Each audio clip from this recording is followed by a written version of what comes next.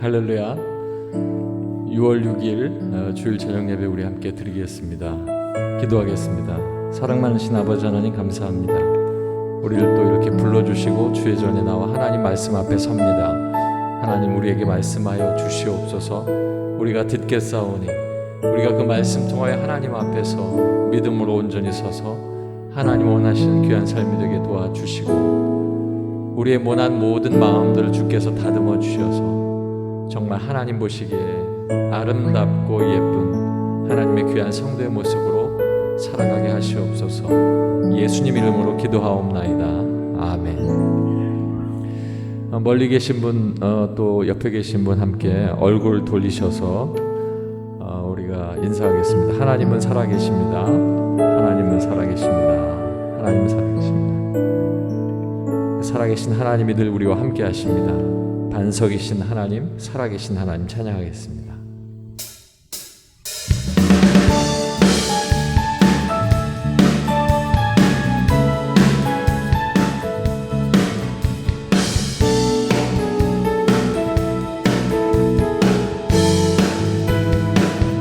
우리 기쁨으로 주님 앞에 나갑니다.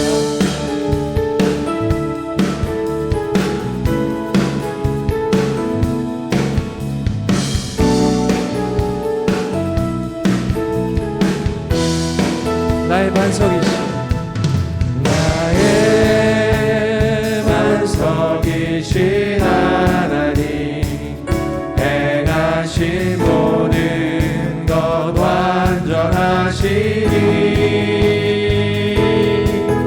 나의 생명 되신 하나님 내게 행하신 일 찬양합니다.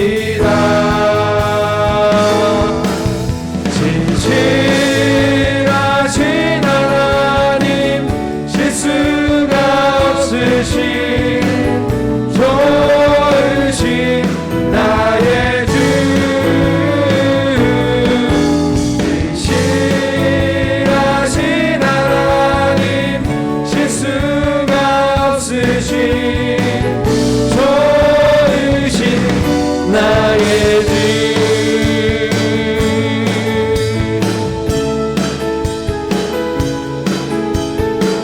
우리와 함께 걸으신 살아계신 하나님 그 하나님을 찬양합니다. 다시 한번 나의 반석이신 나의 반석이신 하나님 행하신 모든 것 완전하시니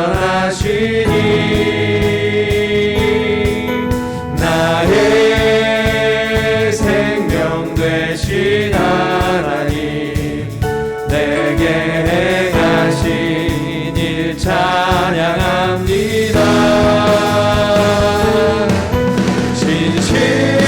진실하신 하나님 실수가 없으신 좋으신 나의 주 진실하신 하나님 실수가 없으신 좋으신 나의 주 진실하신 하나님 실수가 없으신 좋으신 나의 주 진실하신 하나님 실수가 없으신 좋으신 나의 주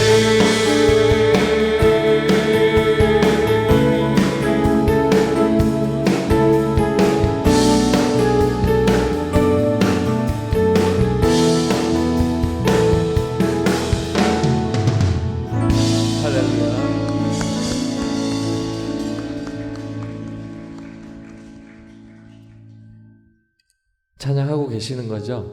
네, 목소리가 잘 안 들려서 이 마스크를 쓰고 계시니까 찬양을 하시는지 네, 찬양하시기 어려우신 분들은 박수라도 크게 치셔서 우리가 언제 또 이렇게 박수 치면서 모여서 찬양하고 했습니까? 하나님께서 기뻐 받으시는 찬양 되길 원합니다. 우리가 선 이곳에 생명샘이 솟아나고 우리가 걸어온 눈물 골짜기가 하나님께서 우리에게 주시는 값진 아름다운 알곡의 열매로 맺어지는 그런 골짜기가 되기를 간절히 소망합니다. 우리 함께 찬양하겠습니다.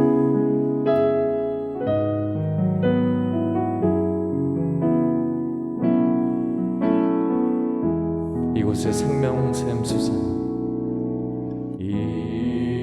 이곳에 생명샘 솟아나 눈물 골짝 지나갈 때에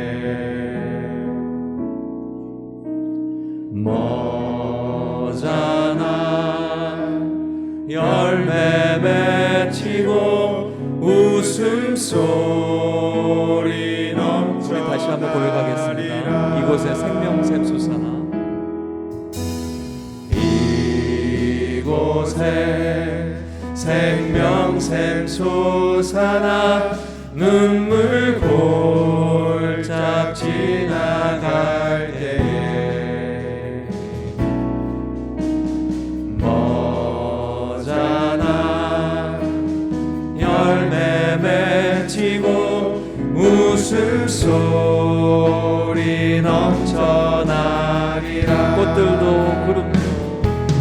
꽃들도 구름도 바람도 넓은 바다도 찬양하라 찬양하라 예수를.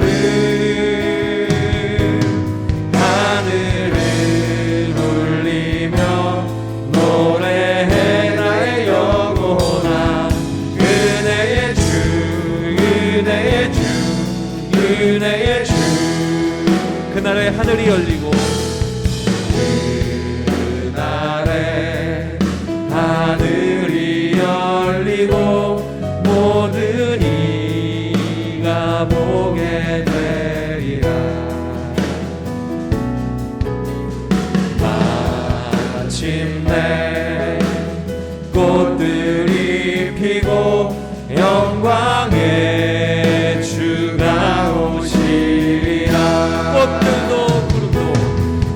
꽃들도 구름도 바람도 넓은 바다도 찬양하라 찬양하라 예수를.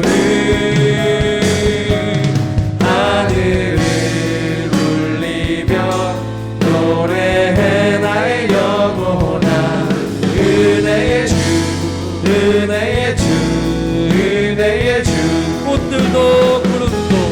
꽃들도 구름도 바람도 넓은 바다도 찬양하라 찬양하라 예수를. 하늘을 울리며 노래해 나의 영혼아. 은혜의 주 은혜의 주 은혜의 주. 꽃들도 구름도 바람도 넓은 바다도 찬양하라 찬양하라 예수를. 하늘을 울리며 노래해 나의 영혼아. 은혜의 주 은혜의 주 은혜의 주. 아멘. 안내 말씀드리겠습니다. 대표기도 하실 분은 오른쪽으로 나가시면 가운데 문이 있는데 그 안에 들어가셔서 준비하시면 되겠고요. 혹시 앞으로도 대표기도 하시게 되는 분들은 여러분 앉아 계시는 오른쪽에 조그마한 문이 옆에 있는데요. 그 문이 예배 준비실입니다. 그래서 여기에서 미리 준비하시고 기도하신 후에 그 안에 들어가 계시면 담임 목사님과 또 설교하시거나 사회 보시는 목사님께서 같이 들어오시게 됩니다. 하나님께서 우리에게 아무것도 두려워 말라고 말씀하시는데 사실은 어려운 일 당할 때 두려움이 오는 건 어쩌면 우리의 삶 속에 너무나도 당연한 일입니다. 우리가 지난 동안에 그렇게 살아왔고 그렇게 두려워했습니다. 그런데 여러분, 두렵고 떨리는 그 일들이 있었음에도 불구하고 우리가 지금 앉아있는 이곳은 꿈을 꾸는 것과 같은 하나님의 은혜의 자리입니다. 교회를 위해서 얼마나 많이 기도하셨습니까? 가정에 문제가 있음에도 불구하고 가정의 일들은 기도하지도 못하고 교회의 문제들만 기도했었는데, 어떤 분들은 가정의 문제들이 벌써 해결된 분들도 계시고 아직도 기도의 제목이 있는 분들도 계십니다.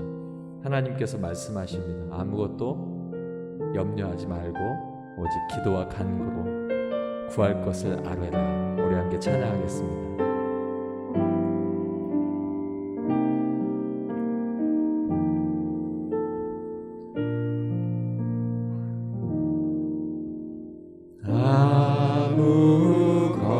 아무것도 두려워 말라.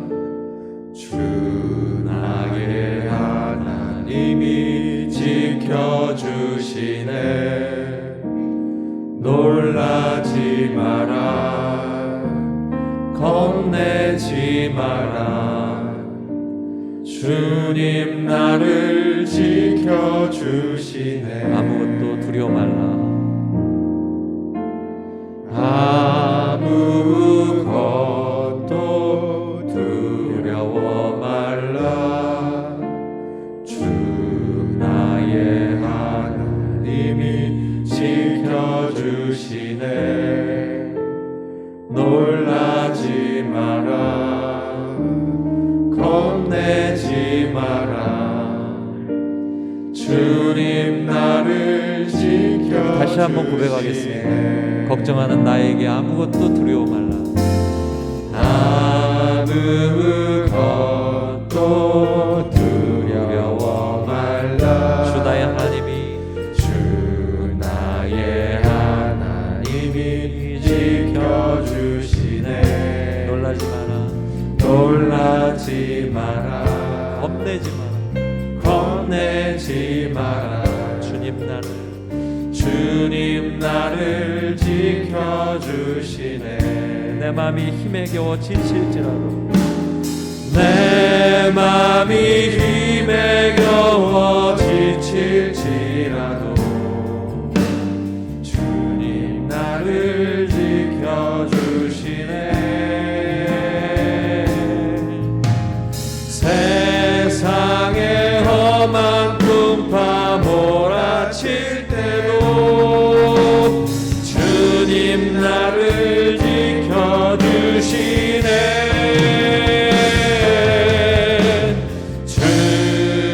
주님은 나의 산성, 주님은 나의 요새,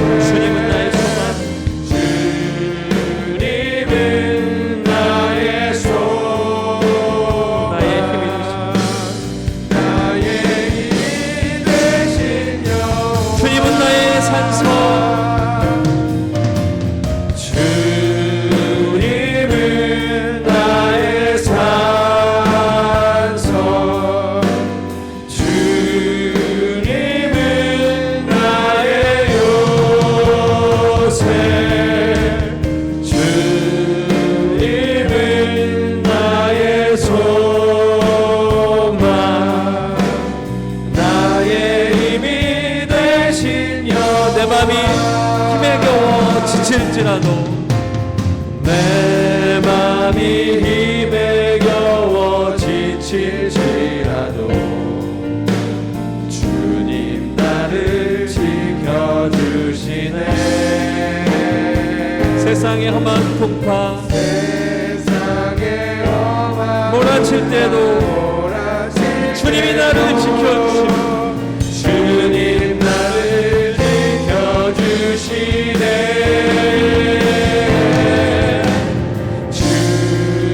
주님은 나의 산성, 주님은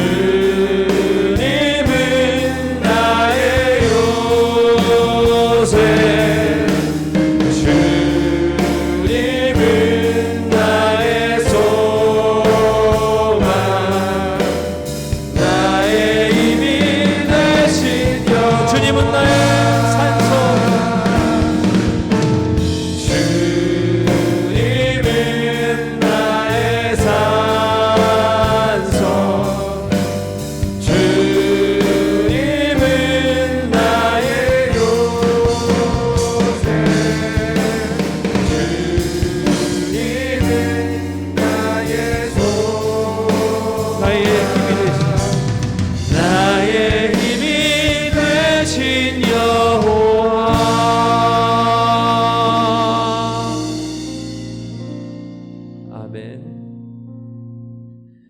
여러분 힘을 내시고 우리 교회의 모습을 보시면서 하나님께서 우리 공동체의 기도의 응답도 이렇게 해주시는데 각자의 삶 속에 기도 응답 안 해주시는 하나님이 아니시니까 문제는 이제 기다림이고 믿음입니다.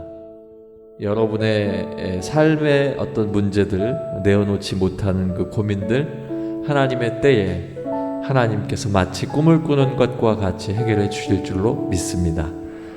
우리가 그렇게 해야 할 일들은 믿음의 반석 위에 걸어야 합니다. 그동안 우리가 박수치며 함께 찬양하는 일이 좀 부족했는데 이제 아낌없이 박수치며 찬양하겠습니다. 찬송가 546장입니다.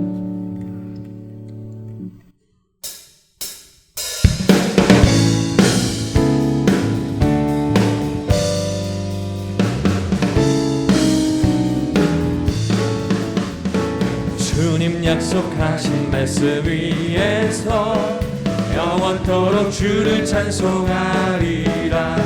소리 높여줄게 영광 돌리며 약속 믿고 굳게 서리라. 아멘. 굳게 서리, 굳게 서리. 영원하신 말씀 위에 굳게 서리, 굳게 서리. 그 말씀 위에 굳게 서리라. 주님 약속하신 말씀 위에서 세상 염려 내게 엄습할 때에 용감하게 힘써 싸워 이기며 약속 믿고 굳게 서리라. 굳게 서리. 영원하신 말씀 위에 굳게 서리, 굳게 서리. 그 말씀 위에 굳게 서리라.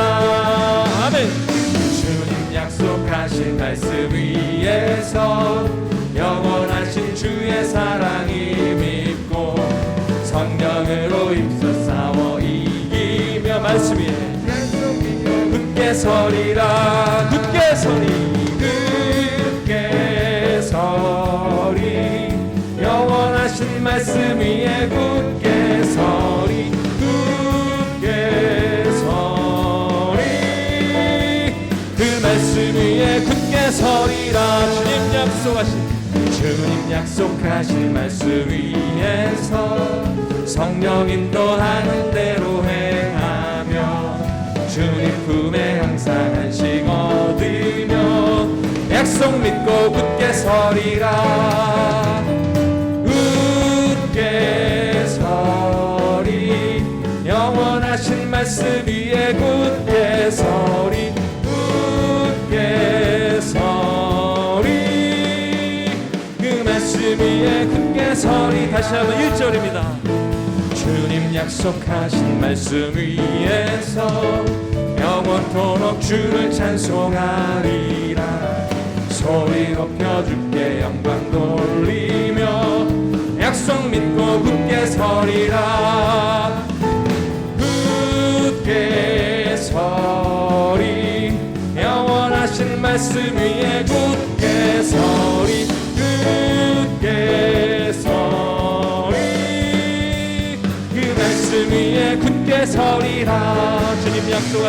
주님 약속하신 말씀이 세상 염려 내게 엄술할, 세상 염려 내게 엄술할 때에 용감하게 힘써 싸워 이기며 약속 믿고 굳게 서리라. 굳게 서리, 굳게 서리. 영원하신 말씀 위에 굳게 서리, 굳게 서리. 그 말씀 위에 굳게 서리라. 주님 약속하신 말씀 위에서 영원하신 주의 사랑이 믿고 성령으로 힘써 싸워 이기며 약속 믿고 굳게 서리라. 굳게 서리.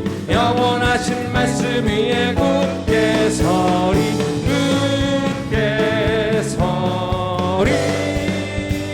그 말씀 위에 굳게 서리라. 주님 약속하신 말씀 위에서 성령 인도하는 대로 행하며 주님 품에 항상 안식 얻으며 약속 믿고 굳게 서리라. 굳게 서리 영원하신 말씀 위에 굳게 서리. 굳게 서리 그 말씀 위에 굳게 서리라. 할렐루야. 아멘. 할렐루야. 찬송가 350장 찬송하시겠습니다. 박수 치시면서 힘차게 찬양하시겠습니다. 우리들이 싸울 것은 혈기 아니요 우리들이 싸울 것은 육체 아니요 마귀 권세 맞서 싸워 깨쳐버리고 죽을 영혼 살릴 것이세. 한 마음으로 힘써 나가세. 한 마음으로 힘써 싸우세. 악한 마귀 군사들과 힘써 싸워서 승전거로 굴리기까지. 우리들이 입은 바보새가 아니요 우리들이 가진 검은 강철 아니요 하나님께 받아가진 평화의 복음 거룩하신 말씀이로다. 일심으로 힘써 나가세. 한 마음으로 힘써 나가세.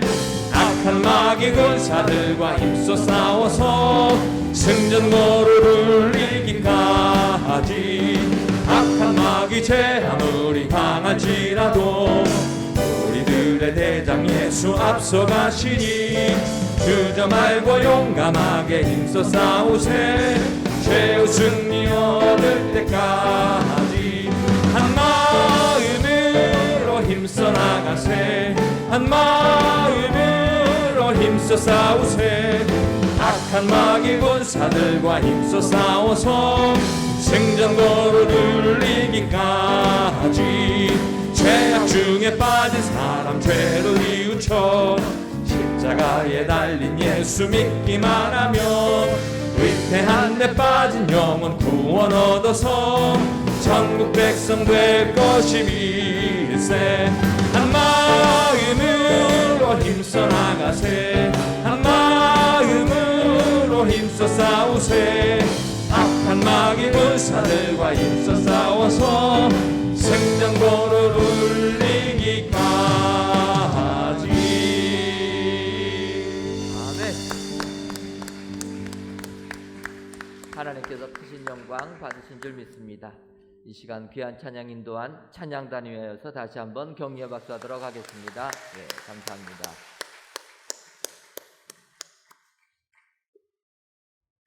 북부 742구역 전순진 권사님 나오셔서 기도하시겠습니다.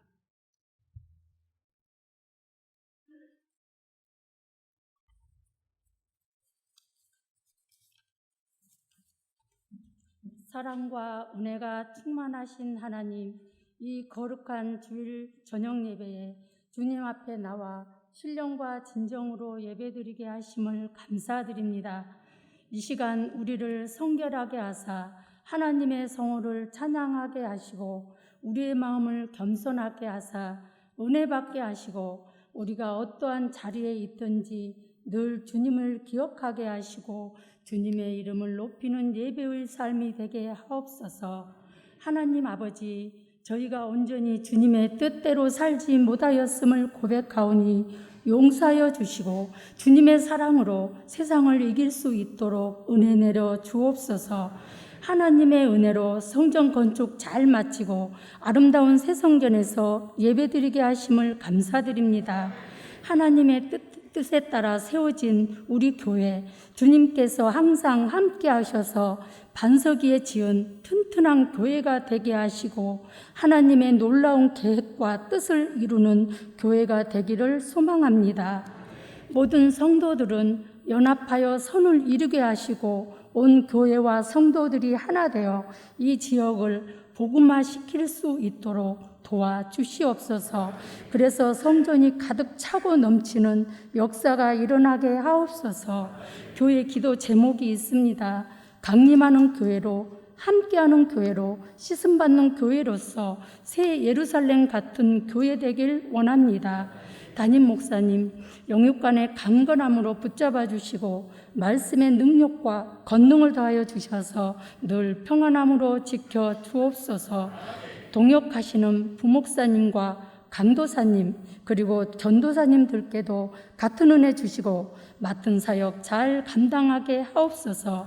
우리의 자녀들에게 복을 주시고 세상에 물들지 않고 무엇을 하든지 머리가 되게 하시며 하나님께 크게 쓰임받는 자녀들이 되게 하옵소서. 우리 교회가 선교하는 캄보디아, 인도, 저도 선교위에도 함께 하사 선교 잘 감당하게 하옵소서.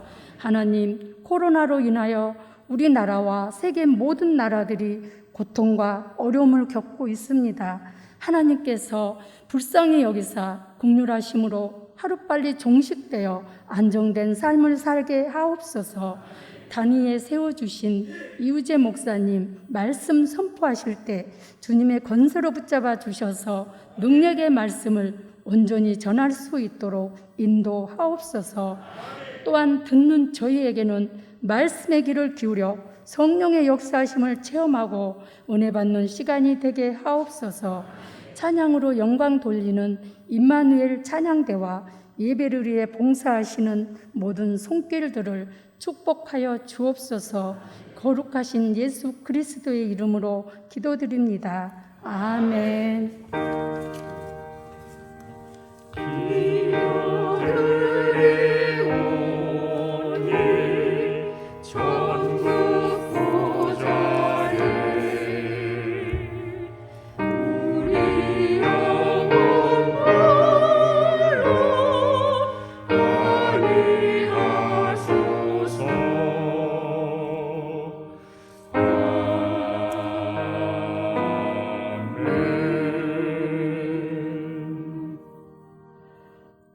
하나님의 말씀은 사도행전 10장 9절에서부터 16절까지 있는 말씀과 34절, 35절에 있는 말씀입니다. 신약 성경 204쪽 사도행전 10장 9절로 16절, 34절과 35절까지 있는 말씀입니다. 9절부터 16절까지 있는 말씀은 저와 여러분들이 한 구절씩 교독하시고 34절과 35절에 있는 말씀은 다 같이 읽도록 하겠습니다. 제가 먼저 읽도록 하겠습니다. 이튿날 그들이 길을 가다가 그 성에 가까이 갔을 그때에 베드로가 기도하려고 지붕에 올라가니 그 시각은 제6시더라.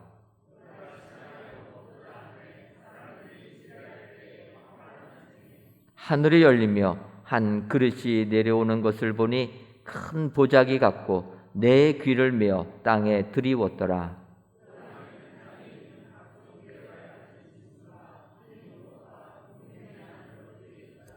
또 소리가 있으되 베드로야 일어나 잡아먹으라 하거늘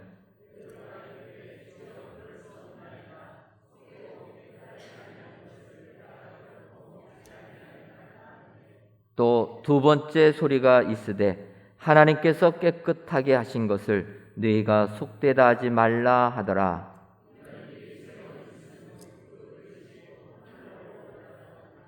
아멘. 한 페이지 넘기셔서 34절과 35절에 있는 말씀은 다 같이 읽도록 하겠습니다. 베드로가 입을 열어 말하되 내가 참으로 하나님은 사람의 외모를 보지 아니하시고 각 나라 중 하나님을 경외하며 의를 행하는 사람은 다 받으시는 줄 깨달았도다. 아멘.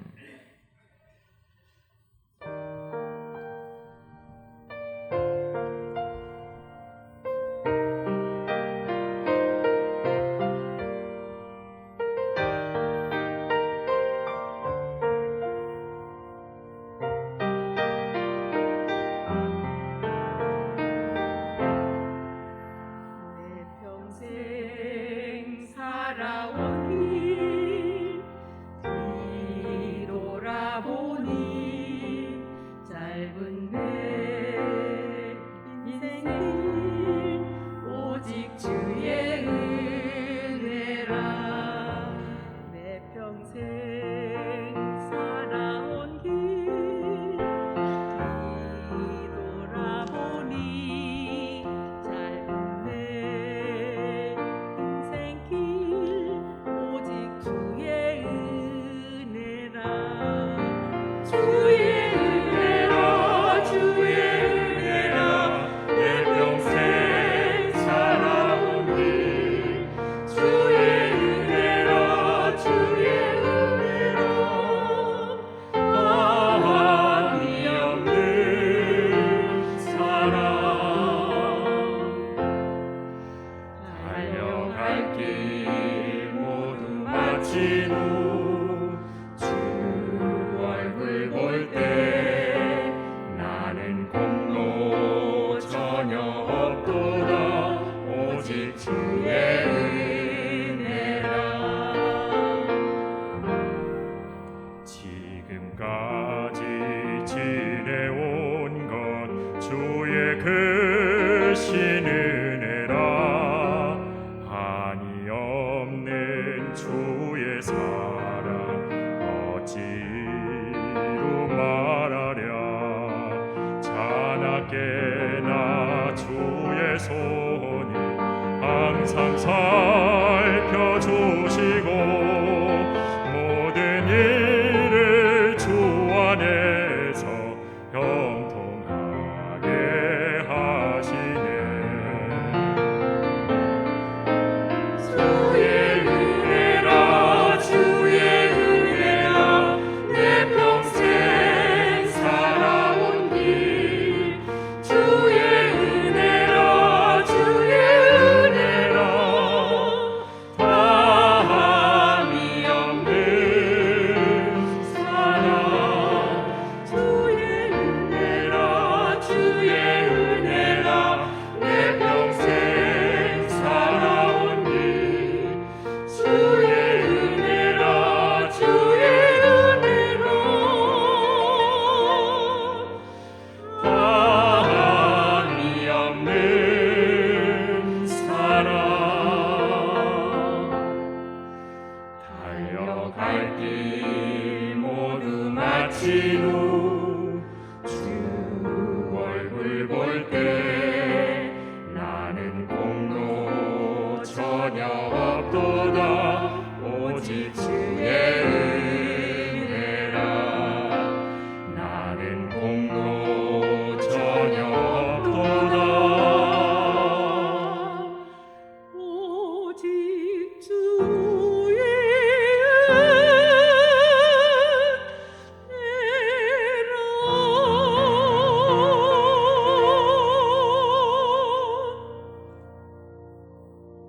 아멘.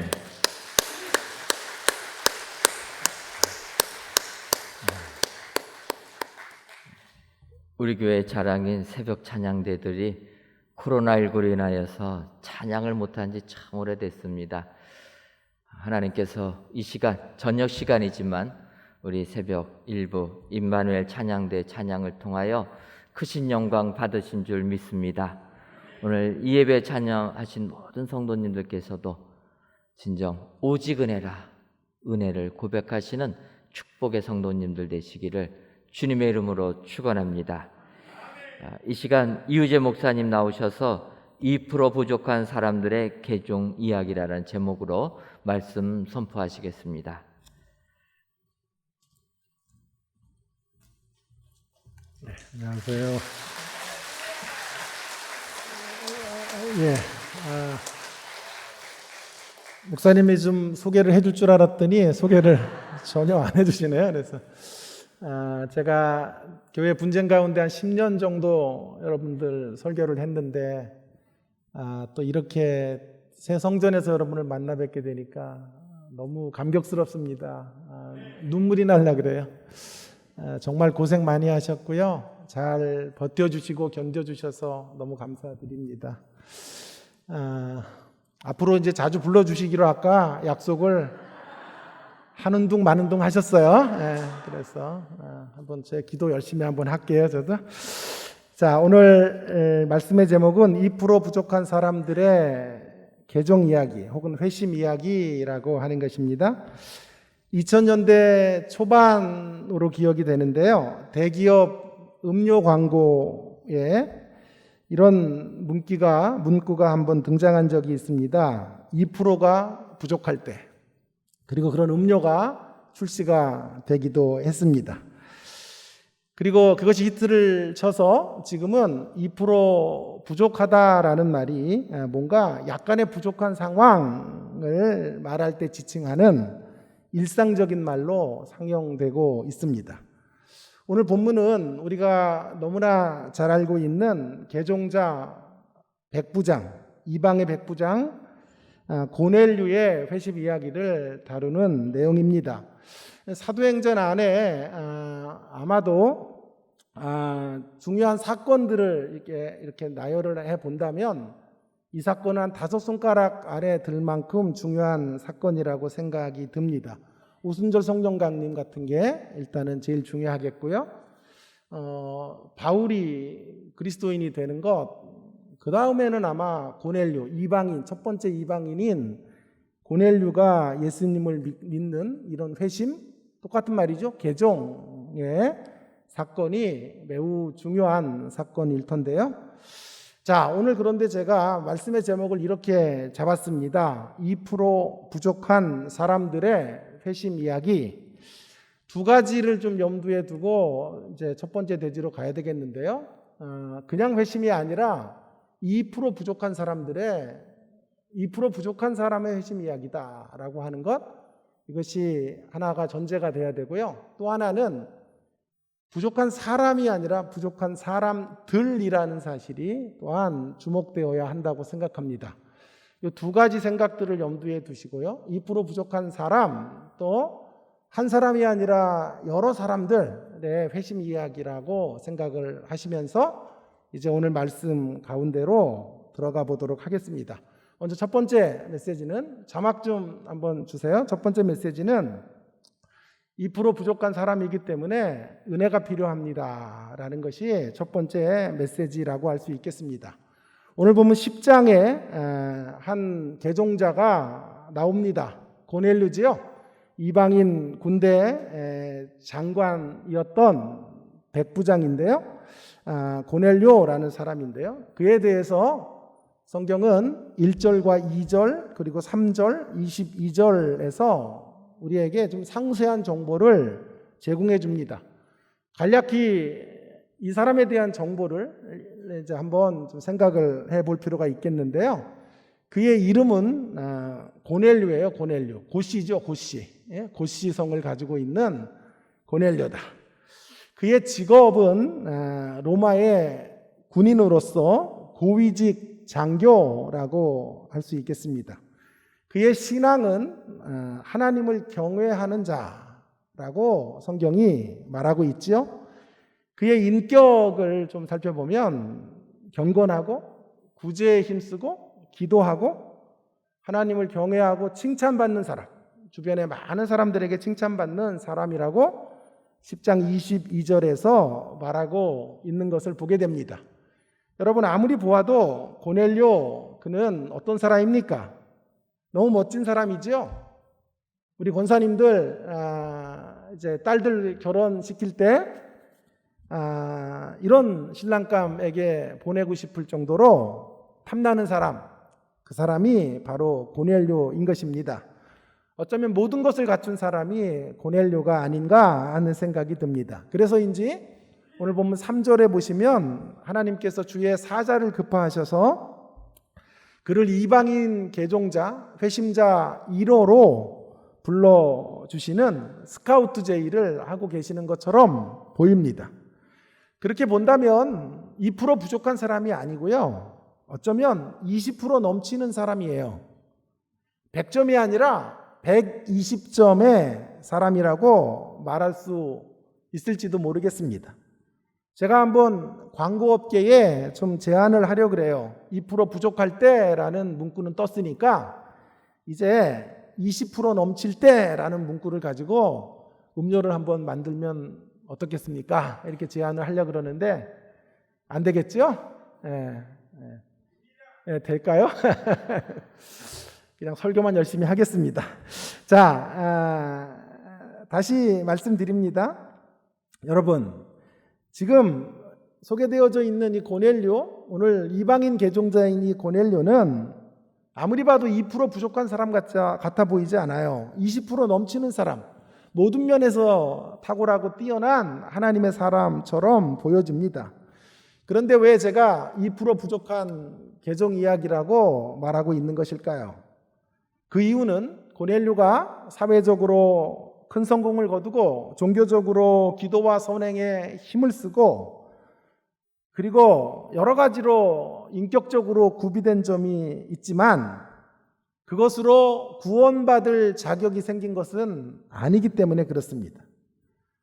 김회곤이라고 하는 이제 교수님이 이 본문을 주의하면서 이런 말을 했는데요. 여러분 한번 이렇게 방송실에 자막이 안 뜨네요. 뭐라고 말을 했냐 하면 여러분 그 용지에 제가 기록이 되어져 있는데 하나님의 일방적인 구원 의지가 고넬료의 구제와 기도를 궁극적으로 의미 있게 만들어 주었을 뿐이다.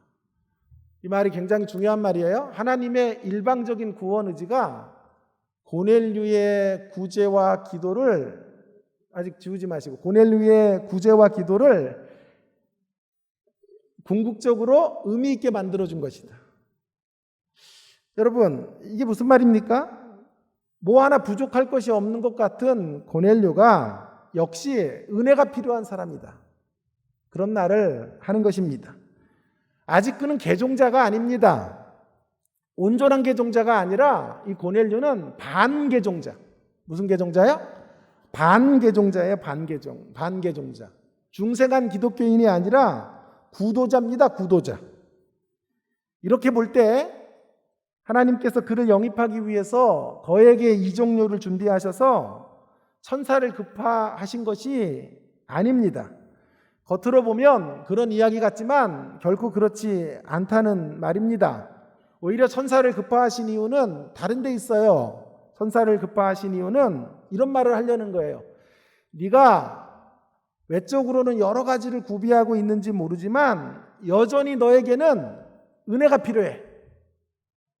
너에게 복음의 메시지가 필요해 라고 하는 사실을 알려주기 위하여 고넬료에게 하나님께서 천사를 보내고 있는 것입니다. 앞으로도 논의하겠습니다마는 그래서 그의 개종을 위하여 그의 회심을 위하여 하나님께서 베드로를 그에게 보내시고 그를 변화시키는 도구로 사용하시는 것을 보게 되는 것입니다.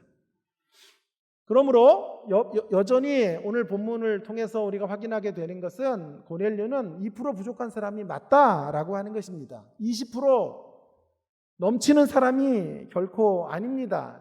제가 만들어낸 제목이 옳은 것입니다. 아직도 그는 복음 앞으로 온전히 나온 사람이 아닙니다.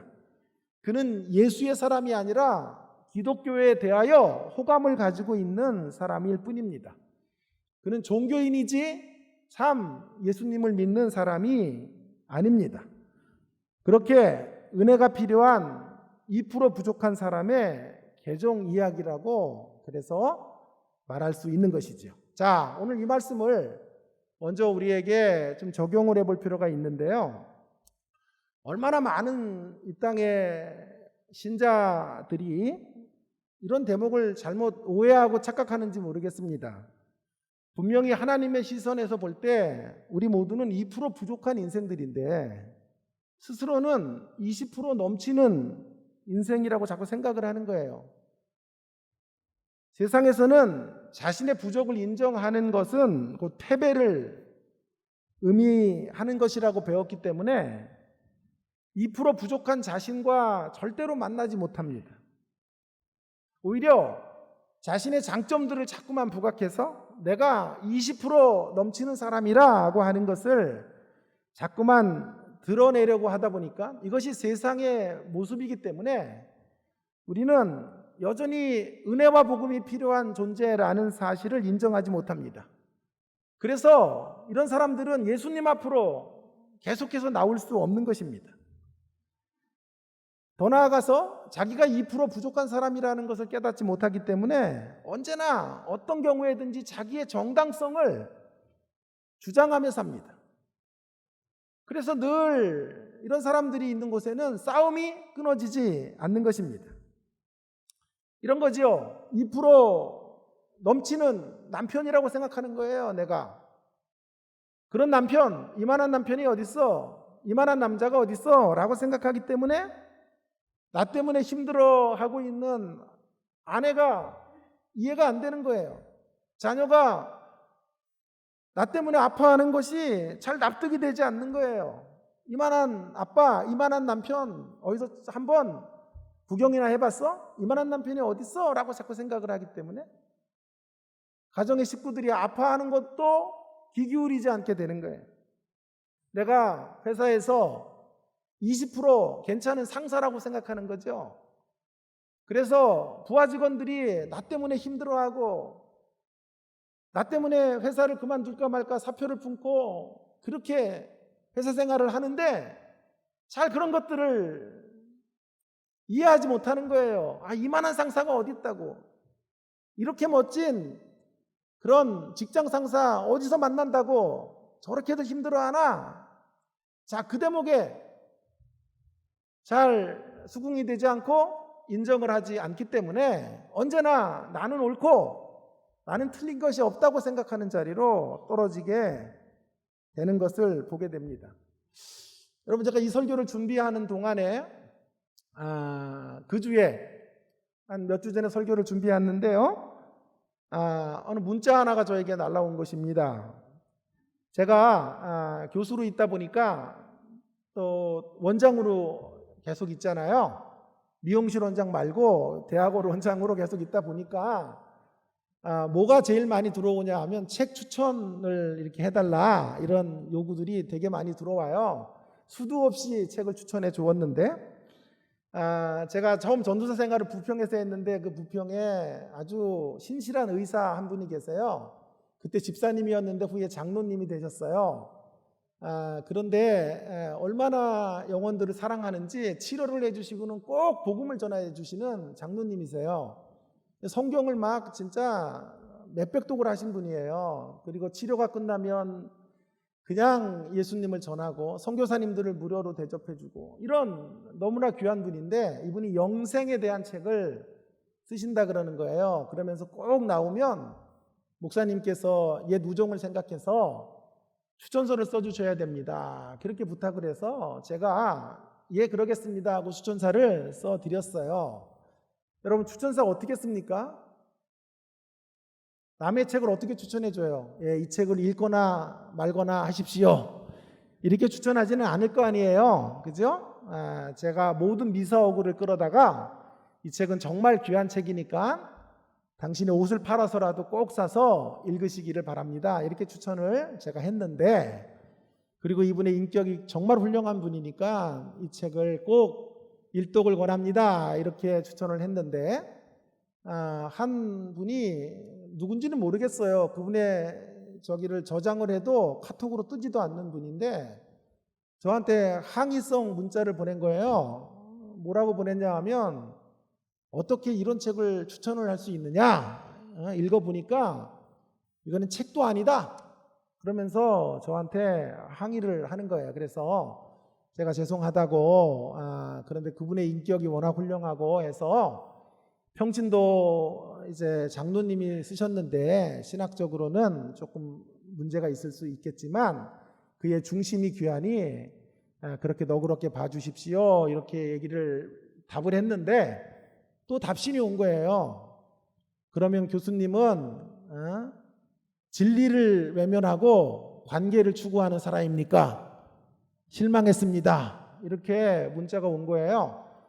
제게 성이 나더라고요. 그래가지고 아니 좀 도가 지나치시다. 제가 추천서를 진짜 많이 쓰고 또 서점에서 저에게 추천을 부탁할 때 책을 전문을 다 보내주지 않을 때도 많아요. 그냥 요약본 보내줘서 추천사를 쓰고 목차 정도 보내줘서 쓰기 때문에 제가 다 점검하지 못한 대목이 있을 수 있는 것이니 그렇게 말씀하시는 건 너무 과하다고 생각합니다. 이렇게 부탁을 했는데 그렇게 문자를 다시 드렸는데 그 다음날 또 문자가 온 거예요. 그래서 제가 전화도 드렸는데 전화도 안 받아요.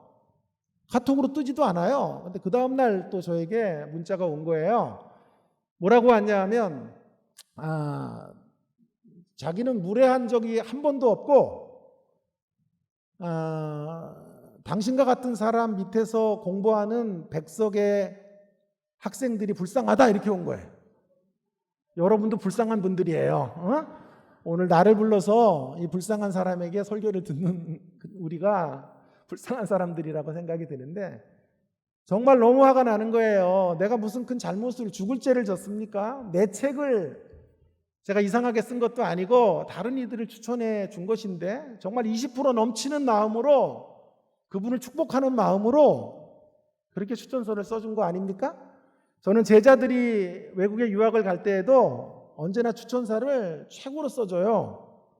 왜 그런지 아세요? 주님 닮아서 마음이 온유하고 겸손하기 때문에 항상 그분들을 높이 대접해주고 비록 학교 성적은 B밖에 안 되지만 이분은 A 맞은 사람보다 훨씬 더 공부를 잘할 것이니 받아주십시오.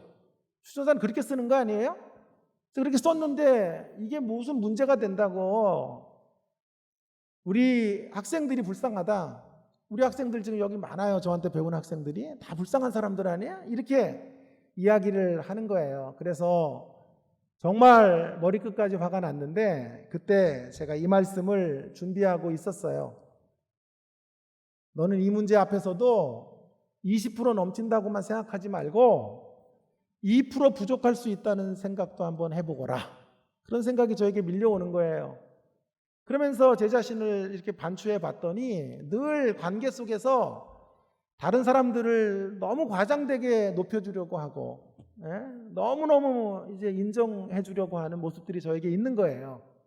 왜 그래요? 주님 닮아서 마음이 온유하고 겸손하기 때문에. 이쪽에 웃지도 않으시고 왜 그래요? 자, 별로 기분이 안 좋으세요? 자, 그래서 그런데 그런 모습도 언제나 좋은 것은 아니구나라는 생각을 하게 된 거예요. 이제 앞으로는 조금 더 분별력을 가지고 내가 추천을 해주되 그 추천의 온도도 좀 낮추고 모든 걸 다 극찬할 것이 아니라 그것의 체계 정도에 따라서 추천의 방법도 좀 달라져야 하겠다라는 생각을 하게 된 것입니다. 그래서 깊이 제 자신을 되돌아보고 다시 문자를 드렸지요. 정말 화가 났지만 제가 이렇게 문자했어요. 예, 좋은 책망 값지게 받고 고치겠습니다. 감사드립니다. 라고 문자를 드렸어요. 대단하지 않습니까? 예? 그런데 그 문자는 안 지웠어요.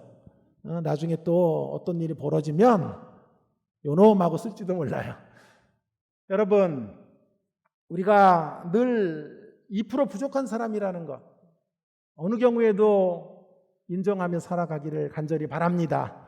20% 넘치는 사람이라고 항상 생각하지 마시고 상대가 나 때문에 힘들다고 하면 내가 정말 2% 부족할 수 있구나.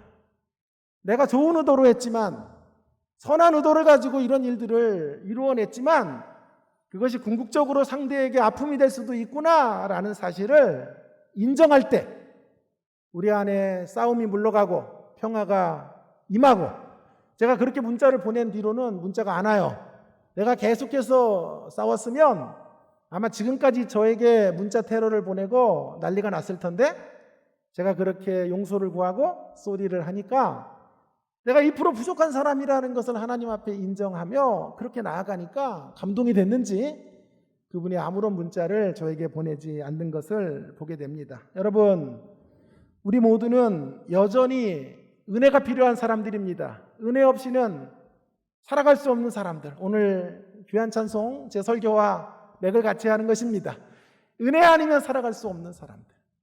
하나님이 우리를 긍휼히 여겨주시면 살 수 없는 2% 부족한 인생들임을 자백하시고 고백하시며 하나님 앞으로 나아가시는 저와 여러분 모두가 되기를 주님의 이름으로 축원합니다. 자, 이제 조금 더 나가 보겠습니다. 두 번째 메시지, 자막을 좀 주십시오. 두 번째 메시지는 2% 부족하기에 거룩한 몸부림이 필요합니다. 거룩한 몸부림이 필요하다라는 것인데요. 자, 여러분 저를 좀 주목해 주시기 바랍니다. 2% 부족한 고넬료, 우리가 보기에는 아무런 부족이 없는 것 같지만 고넬료는 2% 부족한 사람이에요. 복음이 필요한 사람이에요. 반개종자이고 종교인이지 진정한 의미의 기독교인이 아직 아니었다 라는 것에 대하여 여러분들과 함께 말씀을 지금까지 나누었는데요. 문제는 이 2% 부족한 사람을 하나님께서 변화시키시고 회심시키시고, 같은 말이죠, 개종시키기 위하여 이제 하나님의 도구를 사용하시는 것을 보게 됩니다. 3절을 다시 한번 주목해 보면 좋겠는데요. 오늘 본문 3절에 보시면 2% 부족한 고넬료를 이제 하나님께서 불러내시기 위하여 그에게 은혜를 베풀어 주시기 위해서 누구를 보내냐 하면 하나님의 사자, 하나님의 천사를 보내십니다. 3절에 보면 우리 3절 한번 같이 큰 목소리로 같이 한번 읽어볼까요? 시작. 하루는 제 9시쯤에 되어 환상 중에 밝히 봄에 하나님의 사자가 들어와 이르되 고넬료야 하니. 여러분, 여기 하나님의 사자가 천사인데 흥미로운 것은 천사가 지금 고넬료에게 와서, 잘 보세요, 천사가 고넬료에게 직접 복음을 전해주지 않아요. 오히려 천사가 하는 일은 뭐냐 하면 여호와의 사자가 와서 고넬료에게 베드로를 청하라 이렇게 명령하고 있는 일을 위해서 천사가 온 거예요. 5절에 보세요. 5절에 보시면 내가 지금 사람들을 요바로 보내어 베드로라 하는 시몬을 청하라. 그래서 천사의 명령으로 인하여 고넬료가 신하들을 보내서 베드로를, 요바에 있는 베드로를 취해서 이제 그의 집으로 데려오고 거기서 이제 하나님의 은혜의 복음의 메시지를 듣고 개종을 하게 된 거예요. 그래서 이 개종 이야기가요, 고넬료에게서 시작돼서 자연스럽게 천사를 매개로, 천사를 통로로, 천사의 중재를 통해서 베드로와 연결이 되는 거예요. 이해가 되셨죠? 자, 베드로와 연결이 되는데요. 여기서 우리가 1차적으로 생각해야 될 것은 이것인데요. 하나님은 천사를 통해서 사람을 변화시키는 사역을 맡기시지 않았다라고 하는 것입니다. 그 사역은 사람을 통해서 하시는 사역이다. 천사는 하나님을 경배하는 경배의 대상은 되어도 사람을 변화시키는 변화의 도구는 될 수 없다는 것입니다. 반드시 사람을 변화시키기 위해서는 사람이 필요해요. 하나님의 사람이 있어야 되는 줄로 믿습니다.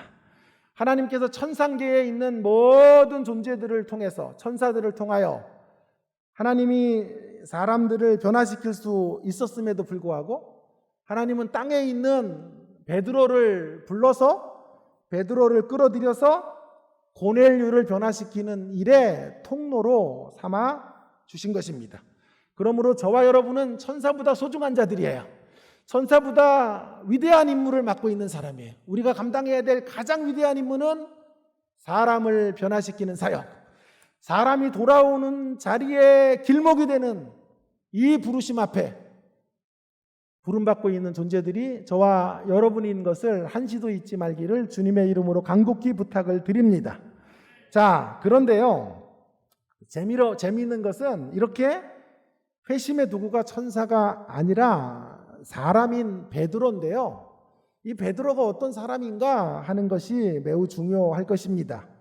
오늘 본문의 하늘 보자기 사건이 베드로가 어떤 사람인지를 우리 가운데 잘 말씀해 주고 있는데요. 하늘 보자기가 내려오죠. 그 하늘 보자기에 정통 유대인들이 먹지 않는 아주 가증한 짐승들이 있는 거예요.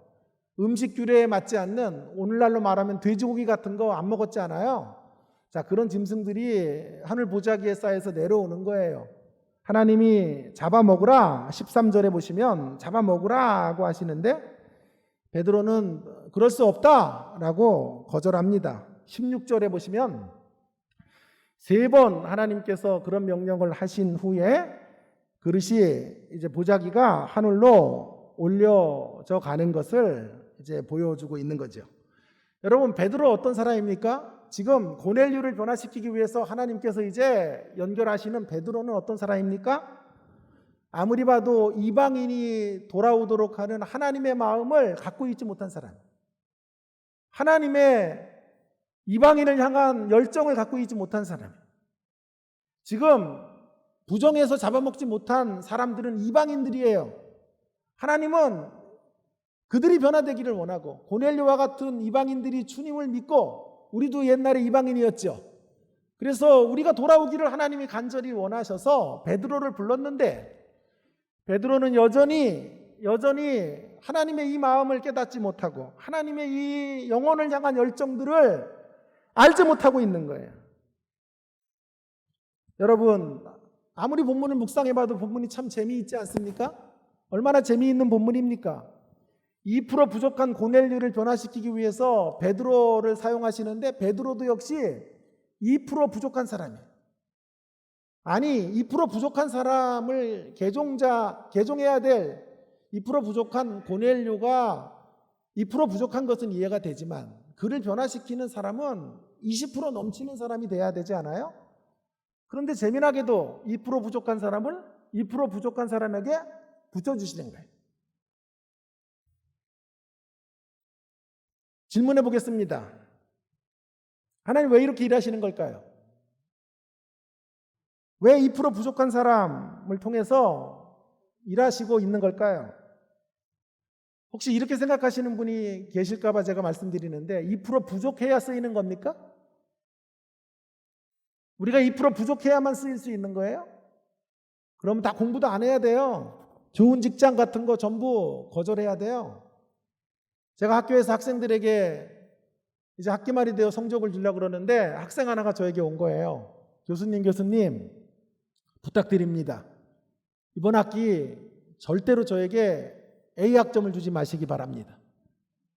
저에게 C를 주세요. C를. 왜요? 2% 부족해야 쓰임받기 때문에 저는 A가 아니라 C를 맞아야 합니다. 그렇게 말할 수 있는 학생은 없을 거예요. 여러분, 2% 부족해야 쓰이는 것입니까? 아니요. 결코 그렇지 않아요. 한번 신학교에서 수업을 하는데 공부 잘한다고 목회 잘하는 거 아니라고 막 열변을 토하시니까 학생들이요, 모두 저를 쳐다보는 거 있죠. 다시 한번 해볼게요. 예. 신학교에서 공부 잘해야 목회 잘하는 거 아니다. 그러니까 그 학생들이, 반의 학생들이 전부 저를 쳐다보는 거예요. 그만합시다. 여러분, 2% 부족해야 쓰이는 게 아니고요, 2% 부족해도 쓰이는 거예요. 2% 부족해도 쓰여요. 뭐가 있으면 쓰일까요? 뭐가 있으면 쓰일까요? 거룩한 몸부림이 있으면 쓰인다고요. 거룩한 몸부림. 그 말을 조금 다른 말로 말하면 비교적 개방성을 가지면 쓰여요. 이게 무슨 말이냐 하면, 베드로는 지금 고넬료에게 나가려는 마음이 없어요. 이방인 선교를 향해 나가려는 마음이 하나도 없는 사람이에요. 그럼에도 불구하고 하나님은 왜 그를 사용하시는 걸까요? 예, 비록 하나님의 마음들을 온전히 이해하지는 못했으나, 그래서 2% 부족하지만 여전히 그는 비교적 개방적인 자리에 서 있었던 사람이에요. 그게 무슨 말일까요? 두 가지 근거를 제가 들어볼게요. 하나는, 베드로가 지금 고넬료에게는 못 나가지만 어디 있었습니까? 어디 있었어요? 자막 좀 주세요. 어디 있습니까? 무두장이 시몬의 집에 머물러 있었죠. 9장 43절, 10장 6절. 베드로가 어디 있었다고요? 무두장이 시몬의 집에 있었다고요. 무두장이라는 말은 가죽을 벗기는 직업을 의미하는 거예요. 가죽을 벗기려면 시체를 가까이 해야 돼요. 고약한 냄새가 나고 시체를 가까이 하는 것이 유대인들에게는 부정한 일이었기 때문에, 그런 일이었기 때문에 일반 유대인들은 이들과 상종을 하지 않았어요. 그래서 보통 유대인 마을의 중심에 살 수 없어요. 그래서 변두리나 마을 밖에 따로 기거를 했던 사람들이 무두쟁이라는 직업을 가진 사람이에요. 그런데 지금 베드로가 어디 있었냐 하면 무두쟁이의 집에 있었던 거예요. 이것은 무엇을 말하냐 하면 베드로가 고넬료에게 나갈 만큼 그렇게 하나님을 향해서 열려져 있지는 않고 이방인을 향해 열려져 있지는 않지만, 그러나 베드로는 많이 변화된 거예요. 그들이 생각하는 속되다, 거룩하지 않다라는 사람들을 향해서 많은 벽을 허문 거예요. 그래서 무두쟁이 시몬의 집에서 기거하게 된 거예요. 이게 가능성이에요. 이게 자세예요. 하나님이 쓰시는 사람은 완벽한 사람을 쓰시는 게 아니라 자세를 가지고 있어야 돼요. 자세를. 비교적 개방성, 존 스타트라고 하는 사람은 그래서 베드로가 부족했으나 2% 부족했으나 2%는 제가 붙인 말이고 부족했으나 비교적 개방성의 자리에 있었다. 그래서 비교적 개방적인 베드로를 하나님이 사용하시는 거예요. 자, 한 가지 더 하나님이 쓰시는 몸부림치는 사람의 모습이 뭐냐 하면 10장 9절인데요. 10장 9절에 보면 베드로가, 자, 9절을 한번 같이 읽어보겠습니다. 시작. 이튿날 그들이 길을 가다가 그 성에 가까워할 때에 베드로가 기도하려고 지붕에 올라가니 그 시각은 제6시더라. 여러분, 베드로가 지금 제6시 기도 시간을 드릴 때 하늘보자기 사건을 경험한 거예요. 비록 그는 부족했으나 6시 기도 시간을 확보했다고요. 놀랍게도요, 사도행전 안에 베드로가 큰 이적을 일으키는 사건이 2번 정도 있는데, 한 번은 3장이에요. 3장. 3장에서 성전 미문에 앉아있는 안진뱅이를 고쳐요. 근데 그 안진뱅이를 고칠 때 오순절 성령 강림을 경험한 베드로이지만 겸손하게 그 다음에 기도를 중단한 것이 아니라 제9시 기도 시간에, 제9시 기도 시간을 습관을 따라 하나님 앞에 나아가는 과정에서 안진뱅이를 고치게 된 거예요. 그리고 놀랍게도 오늘 본문에 보면 이 고넬료라고 하는 어떤 하나님의 사람을 지금 변화시키는 작업을 할 때 영적인 자리에 있었어요. 그가 6시 기도 시간을 확보하고 있는 거예요. 9시 기도 시간과 6시 기도 시간을 의미 없이 쓴 게 아니라 이것이 바로 베드로가 가지고 있었던 자세인 거예요. 비록 베드로가 2% 부족해요. 베드로가 여전히 연약한 사람이고 베드로가 이방인을 향한 열려진 마음을 아직은 갖고 있지 못하지만, 그러나 하나님이 베드로를 쓰실 수 있었던 이유는 2가지가 있었던 거죠. 많은 부분에 비교적인 열린 마음이 있었고, 또 한 가지 중요한 것은 베드로는 부족했으나 언제나 하나님 앞으로 열린 하늘로 나아갈 줄 아는 사람이었단 말이에요. 자원에서도 열린 하늘로 나아가기도 하고 또 어떤 때는 습관을 따라서도 나아가는 그런 모습으로 하나님 앞에 쓴 거예요. 여러분, 습관을 무시하지 말기 바랍니다. 어릴 때는 습관을 길러줘야 되고 신앙의 초기에는 습관을 잡아줘야 되는 거예요. 거룩한 습관을 갖는 것, 현대인의 가장 잘못된 태도 중에 하나가 뭐냐 하면 이런 거죠. 마음 내키는 거, 나는 마음 내키지 않으면 안 해. 강요하면 절대로 안 해. 그래서 남자들의 아주 못된 습성 중에 하나가 부인이 좀 쓰레기 버리라 그러면 내가 쓰레기야 하면서 소리친단 말이에요. 나는 시켜서는 일 안 해. 내가 알아서 하지.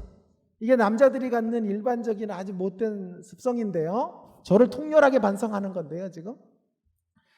여러분, 그것은 별로 좋은 자세가 결코 아닙니다. 성경이 우리에게 강조하고 있는 것은 뭐냐 하면 제일 좋은 건 자원에서 하는 거예요.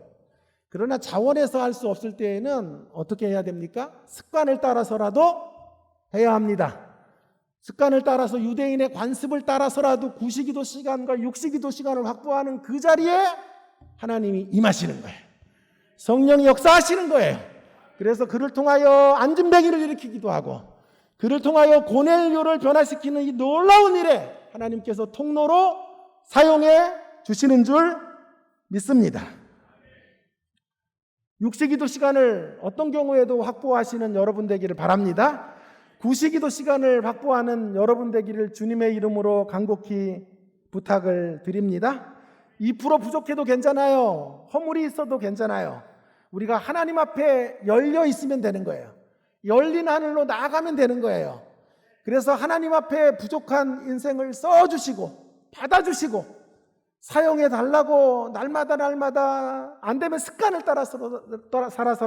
따라서라도 그분 앞에 서는 사람, 하나님의 구속의 물줄기를 따라 함께 역행하지 않고 흘러가는 사람, 하나님은 그런 사람들을 통하여 위대한 새 역사를 이루어 가시고 하나님 나라의 소중한 일들을 맡겨주시는 줄 믿습니다. 다시 강조합니다. 부족해야 된다는 건 패배주의예요. 패배주의. 왜 부족해야 됩니까? 우리 자녀들이 1등 해야지요. 세상 사람들이 1등 하는 것보다 은혜광성교회의 자녀들이 1등 하기 바랍니다. 왜 부족해야 됩니까? 부족해야 된다는 건 잘못된 기독교예요.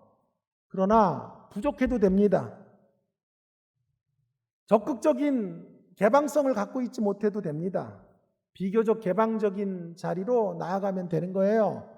열려 있으면 되는 거예요. 부족해서 되는 건 아니에요. 그러나 부족해도 돼요. 하나님을 그 부족 때문에 의지하고 하나님을 전폭적으로 힘삼으면 하나님은 그 사람을 통하여 일하시는 거예요. 우리의 능력을 가지고 일하면 우리의 능력만큼 일하는 거예요. 그러나 하나님을 끌어오면, 하나님의 역사에 참여하면, 하나님께 붙들리면 하나님의 능력의 역사에 끝도 없이 강력한 자들로 쓰임받게 될 줄로 믿습니다. 자, 이제 마지막 한 가지 더 생각을 해보려고 하는데요.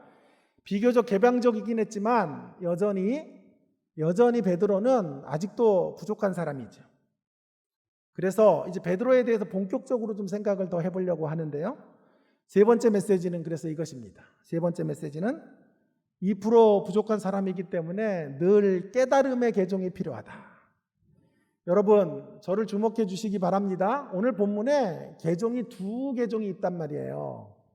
우리는 그저 이 본문을 가지고 고넬료의 개종만을 자꾸 생각하는데 고넬료의 개종이 있고 또 한 가지의 개종이 있어요. 회심이 있다고요. 그게 뭐냐 하면 베드로의 개종이고 베드로의 회심인 거예요. 그러니까 베드로는 고넬료를 변화시키는 일에 촉매 역할을 했던 것도 맞지만 더 크게 보면 베드로가 하나님이 목표하신 변화의 목표점이에요. 다시요. 베드로가 고넬료를 변화시키는 일의 통로가 되는 것도 맞고 또 한 가지를 놓치면 안 되는 게 뭐냐 하면 베드로가 하나님이 변화시키려고 하는 목표점인 거예요. 이 두 가지 면이 함께 다 본문 안에 소개되어져 있다는 사실이에요. 앞에 부분은 고넬료를 변화시키고 고넬료를 변화시키는 일에 우리가 전도하고 증거하는 것, 이런 기독교는 우리가 너무나 많이 그동안 들어왔어요. 이제 우리가 조금 더 강조해야 되는 기독교는 후자의 기독교예요. 그렇게 해서 주님 앞으로 나오는 것만이 아니라 이제 계속해서 주님 앞에 나온 자들로 깨달아지고 깨달음을 통하여 변화되어지고 새로워지는 개종,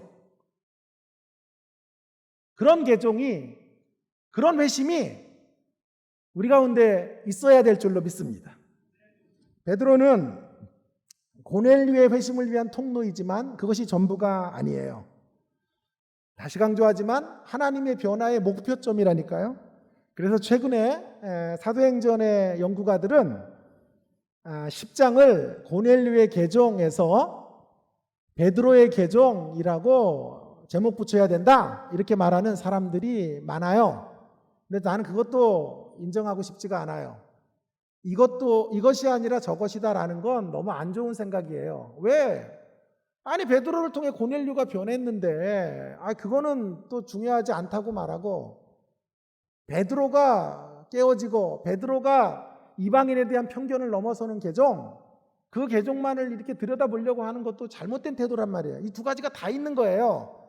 베드로를 통해서 고넬료를 변화시키는 개종의 역사가 있고, 할렐루야. 또 베드로가 그 과정에서 하나님의 마음을 깨달아요. 그 과정에서 하나님의 가슴을 자신의 가슴으로 받아들여요. 하나님의 이방인을 향한 열정들을 알게 되는 거예요. 그래서 베드로가 점점 하나님의 마음으로 변화되는 계종, 그 계종도 있는 거 아니에요? 이더와 이것이냐 저것이냐가 아니라 버스 앤드, 이것도 취하고 저것도 버리지 말아야 한다. 그래서 오늘 말씀의 제목이 2% 부족한 사람들의 계종 이야기가 되는 것입니다. 자, 정리해 보면요, 고넬료의 계종은 불신자의 자리에서, 그래서 종교인의 자리에서 기독교인이 되는 계종. 베드로의 계종은 그 정도가 아니라 기독교인이 된 자리에서 편견을 넘어서는 계종, 다른 사람들을 향한 선입견을 넘어서는 차원의 계종, 깨달음을 가지고 이제 이전의 삶을 반성하고 성찰하고 점점 주님이 원하시는 깨달음 속에서 더 빚어져가고 만들어지는, 더 많이 개방적이 되는, 비교적 개방적이 되는 정도가 아니라 전폭적으로 개방하고 다른 이들을 향하여 온전히 열리고 서로를 비교하지 않고 서로 견주지 않고 서로를 축복하며 다른 이들이 복 받을 때 함께 박수 쳐주고, 제가 한번 얘기했잖아요. 낚시의 재미는 내가 월적 잡는 재미보다 상대가 월적 놓치는 재미, 그 재미가 더 커서 낚시한다는데 그게 못된 마음이잖아요. 나도 월적 잡고 저기도 월적 잡을 때 기뻐하는 이런 마음이 열려야 되거든요. 다른 이들이 잘 될 때 축복해야 되는 거거든요. 기뻐해야 되는 거거든요. 자, 그런 마음으로 깨달아지는 것, 이방인이 돌아오는 걸 기뻐하고 잔치를 벌려주는 것, 그런 하나님의 마음으로 점점 변화되어져 가고 만들어져 가고 빚어져 가는 것, 그것이 계종인 거죠. 다시 하늘 보자기 이야기로 돌아와 보겠습니다. 거기서 하나님을 깨닫습니다. 이게 계종이에요. 베드로가 하나님을 깨달아요. 이 하늘 보자기의 이야기를 통해 하나님은 어떤 종족도 차별로 대하지 않는 분이라는 것을 깨닫게 된 거예요. 우리가 그어놓은 거룩과 속됨의 벽들을 허무시는 분이 우리 하나님이신 것을 분명하게 확인하게 된 거예요. 그리고 이제 이 환상 이후에 고넬료를 만나서 하나님의 역사를 보게 돼요. 아, 이방인 가운데도 하나님이 정말 사랑하시는 자들이 있구나라는 것을 깨닫게 되는 거예요.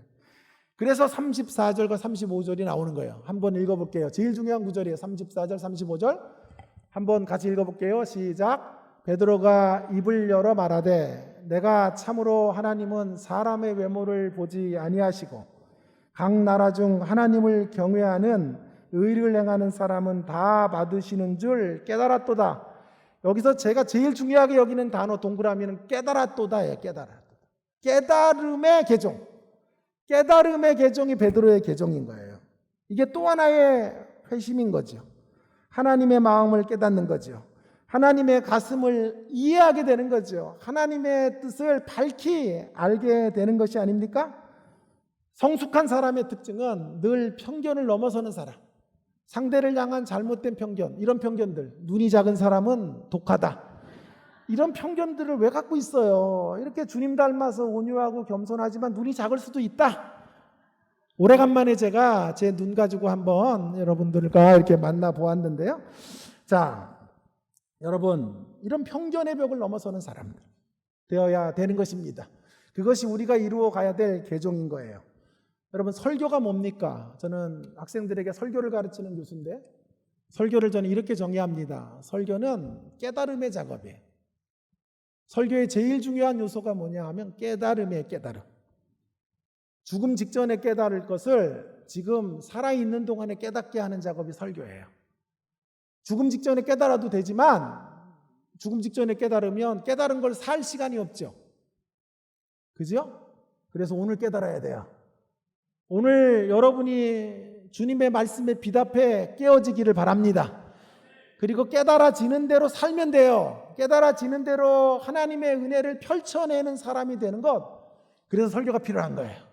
그냥 우리의 결심으로 안 되기 때문에, 말씀의 은혜가 임해야 되기 때문에, 말씀이 강력하게 우리의 심령들을 깨트려야만 살아갈 수 있기 때문에, 말씀의 가장 중요한 요소는 깨달음의 요소를 갖고 있는 거예요. 그러니 얼마나 말씀 준비가 힘들어요. 깨닫고 또 깨닫고 또 깨달아야 되니까 고민하다가 어떻게 됐어? 눈이 이렇게 작아진다 이 말이에요. 예? 눈 안 작은 사람들을 회개하셔야 돼. 자, 여러분 얼마 전에 제가 이제 설교를 하는 교회가 한 3교회인데요. 주일날 한 달에 2번 설교하는 교회, 한 번씩 설교하는 교회들에 제가 가서 이제 설교 목사로 일을 해주고 있고요. 오늘도 설교를 하고 왔는데 용인에 있는 설교하는 교회인데요. 목사님이 목회가 너무 어려운 거예요. 성도 몇 사람들이 목사님과 함께 목숨을 드리겠다고 해놓고 배반을 하고 등을 돌리고 나가면서 목사님을 이단으로 모니까 여자 목사님이신데 목회를 그만두고 싶다 그러는 거예요. 그래서 저한테 울면서 교수님 한 달만 우리 교회 강단만 지켜줄 수 있어요? 그러면 제가 하나님과 사생결단을 하고 좀 내려올게요. 그래서 예, 제가 다른 일정들 다 접고라도 한 달 동안 강단을 지키겠습니다. 마음껏 다녀오세요 했더니 그 한 달 중에 2주를 김진홍 목사님이 하시는 수도원에 가서 금식을 하신 거예요. 금식을 하고 돌아오셨는데 한 4kg 정도를 뺏어 오신 거예요. 그리고 교회에다가 금식을 선포하고 그래서 막 배가 이렇게 남산 많았던 사람들이 남자들이 일주일 금식을 해서 배가 다 홀쭉해진 거예요. 그런데 이제 당회실에서 함께 이야기를 나누는데 저한테 그러는 거예요. 그 김준호 목사님의 수도원의 슬로건이 뭐냐 하면 이거래요. 누우면 죽고 걸으면 산다. 그래서 금식을 하면서도 계속 걷게 한대요. 그래서 누우면 절대로 안 되고 계속 걸어야만 배도 덜 고프고 그래야만 건강도 유지되고 그래서 이 단식에 실패하지 않는다. 그런 얘기를 했다고 저한테 말을 해주는 거예요. 지나가는 말로 했는데 그게 저한테 확 꽂힌 거예요. 그래서 깨달음이 오는 거예요. 아 그래 별거 아닌데 깨달음이 확 밀려오는 거예요. 그래 누우면 죽고 걸으면 산다. 뇌리에 떠나질 않는 거예요. 그래서 그때부터 제가 혈압약도 먹고 고지혈증 약도 먹고 당뇨 초기도 오고 산소 마스크 쓰고 제가 살거든요. 무호흡증도 있고. 그래서 이래서는 안 되겠다 싶어가지고 걷기 시작했죠. 그래서 3달 동안 이번 학기 10kg를 뺐어요. 10kg를. 제가 마스크 벗으면 홀쭉해요. 그래서 10kg를 빼고 하루에 10,000보, 많은 때는 20,000보씩을 걸었어요. 누우면 죽고 걸으면 산다. 그래가지고 제가 그 기동량으로 들은 말씀을 실천하는데 그 인간들은 그 교회 인간들은 2주, 한 주 금식하고 그 주에는 좋았는데 그 다음 달에 갔더니 또 배가 남산만해진 거야. 그들은 실천을 안 하고 나는 실천을 한 거예요. 여러분, 그래서 건강도 너무너무 좋아졌고 혈압도 정상으로 떨어졌고 아침에 일어날 때마다 얼마나 가뿐하게 제가 하루를 시작하고 제가 30년 동안 아침에 일어나면서 개운하다고 느낀 적이 없는데 한 10kg 정도를 감량하고 나니까 그리고 운동을 통해서 계속 하고 나니까 정말 죄송하지만 정말 깃털처럼 가벼워 몸이요. 어제도 한 4시간 정도밖에 안 잤는데도 일어났는데 거뜬해요. 할렐루야를 외치고 일어나요. 제 인생의 전성기. 새신랑 같지 않아요? 여러분, 기독교 신앙은 실천하지 않으면 아무 유익이 없어요. 말씀만 듣고 그냥 머리만 키워가지고는 이 기독교 신앙은 약간의 유익밖에 없죠. 우리의 삶을 근본적으로 바꾸지 못해요. 여러분, 기독교 신앙이 여러분에게 정말 의미 있게 들어오려면요, 깨달아야 돼요. 깊이 깨닫고 그 깨달은 바를 우리의 삶에서 아주 작은 것에서부터라도 실천할 때 하나님을 경험하게 되고 하나님의 위대한 역사를 보게 될 줄로 믿습니다. 의사로서 전도왕으로 칭호받고 있는 이병욱 박사님이라는 분이 있다는데요. 저는 못 만나봤는데 그분이 재미나게도 한국 사람이 예수님을 천국에서 만날 때 어떻게 인사하는지를 이야기했는데 너무 재밌어요.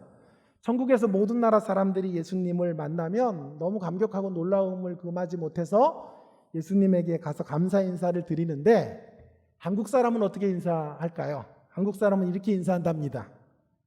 말씀 많이 들었습니다. 예수님 말씀 많이 들었습니다 라고 인사한다 그래요. 여러분, 말씀만 많이 들으면 안 돼요. 말씀대로 살아야 돼요. 말씀대로 깨달아야 돼요. 깨달은 대로 삶에서 펼쳐내셔야 되고, 삶으로 깨달은 것을 담아내실 때 변화되는 거예요. 예수님을 인격적으로 만나야 하고, 한순간의 만남으로 끝나면 안 돼요. 지속적으로 만나셔야 되고, 지속적으로 하나님의 은혜의 빛들로 나아가고, 그 은혜의 빛 속에 우리의 심령들이 바스라지고, 우리의 삶의 지평들이 넓어지고, 미처 알지 못했던 바들을 분명하게 실상으로 붙잡고 나아갈 때 기독교 신앙은 우리에게 큰 유익으로 다가오고 우리를 변화시키는 동력으로 작동하게 될 줄로 믿습니다. 이제 간략하게 이 말씀에 대한 적용을 하고 설교를 마치도록 하겠는데요. 자, 이런 마지막 메시지의 회심 이야기, 또 다른 회심 이야기를 통한 적용이 이것입니다. 늘 하나님은 우리를 통해 일하기를 기뻐하시는데요. 왜 우리를 통해 일하기를 기뻐하시는가 하는 거예요. 하나님의 일이 되게 하시려고 저와 여러분을 통해 일하기를 기뻐하시는 걸까요? 아니요. 물론 그런 면도 있어요. 어느 부서 한 100명쯤 됐는데 그 전도사님 오셔가지고 그 사역자 한 분 와가지고 200명으로 늘리는 사람도 있어요.